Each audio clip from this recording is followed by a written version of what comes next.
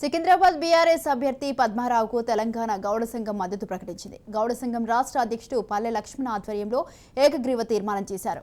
టకారా బస్తీలో పద్మారావును గౌడ సంఘం నేతలు కలిసి సపోర్ట్గా ఉంటామని ప్రకటించారు. 2004లో హైదరాబాద్లో మూతపడిన కల్లు కాంపౌండ్లను తిరిగి ప్రారంభించిన ఘనత పద్మారావుకే దక్కుతుందన్నారు. రాష్ట్రం ఏర్పడిన వెంటనే ముఖ్యమంత్రితో మాట్లాడి వేలాది మంది గౌడ్లకు ఇతరులకు జీవనోపాధి కల్పించారన్నారు.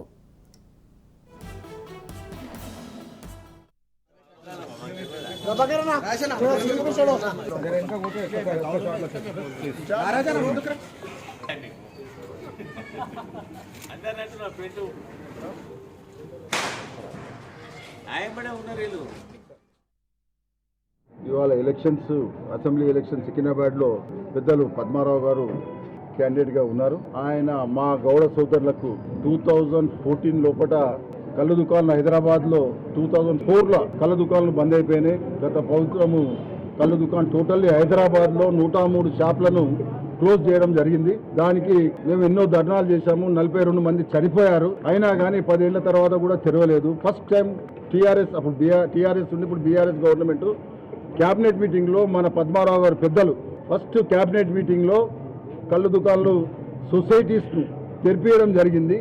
దానికి డైరెక్ట్ ఇండైరెక్ట్గా 1,00,000 మంది ఈ వృత్తిలో 103 షాపులలో బతుకుతున్నారంటే గౌడ్స్ కానీ లేకుంటే ఇతర కులాలు కానీ లారీ డ్రైవర్లు కానీ గీత కార్మికులు కానీ లేకుంటే క్యాంటీన్ కూర దుకాణాలు పెట్టుకొని అమ్మడం కానీ కుండలు చేస్తోళ్ళు కానీ అందరూ బతికిండ్రు.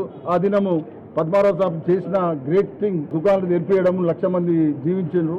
అదే విధంగా ఏదైతే రెంటల్ అంటే అడ్డా పన్ను ప్లస్ చెట్టు పన్ను అనేది ఇంతకుముందు ఉంటుండే తెలంగాణ లోపల 20 కోట్ల రూపాయలు ఎవ్రీ ఇయర్ కళ్ళు సొసైటీ వాళ్ళు కట్టడం జరుగుతుండే టీఎఫ్సీలు టీసీఎస్. దాన్ని ఇమీడియట్లీ పద్మారావు గారు పోయి సీఎం గారితో చెప్పి ఇమీడియట్లీ 20 కోట్ల రూపాయలు ఎవ్రీ ఇయర్ కట్టేది కూడా మాఫ్ చేపించడం జరిగింది. ఎన్నో కార్యక్రమాలు చేశారు పద్మారావు గారు. కులాని గురించి కానీ జనరల్ కానీ ఆయన 24 అవర్స్ అవైలబుల్.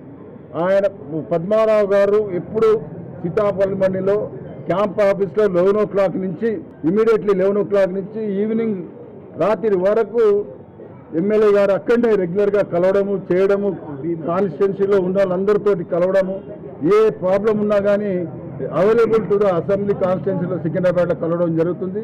అదేవిధంగా ఎన్నో కార్యక్రమం ఉండి నీరా ప్రాజెక్టు కానీ 15% వైన్ షాప్స్ కానీ ఇవన్నీ బీఆర్ఎస్ గవర్నమెంట్ వచ్చిన తర్వాత బ్రహ్మాండంగా కులానికి బాగా చేసుకుంటూ వస్తున్నారు. ఇవాళ ఎలక్షన్స్ అసెంబ్లీ ఎలక్షన్